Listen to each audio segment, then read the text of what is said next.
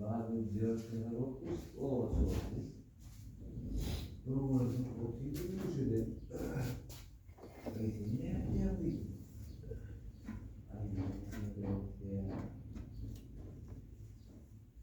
Burası teknolojiye tamam beğenmedim ya. Ama bari böyle o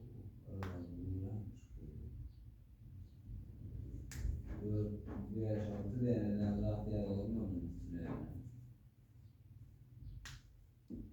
2 yıl bırak hepsi.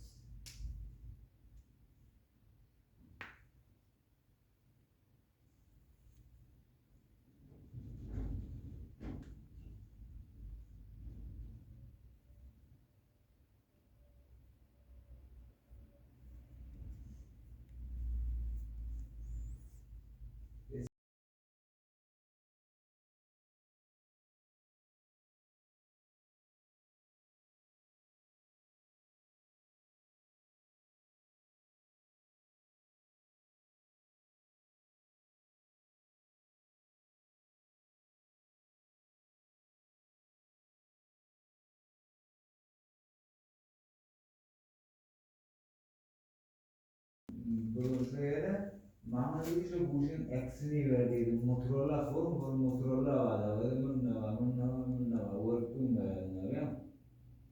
Mekke'nin şişe kişoyu yukarı kalyanın se yok yani engineer bakıyor.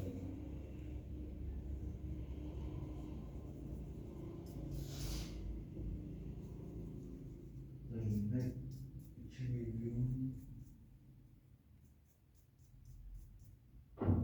j100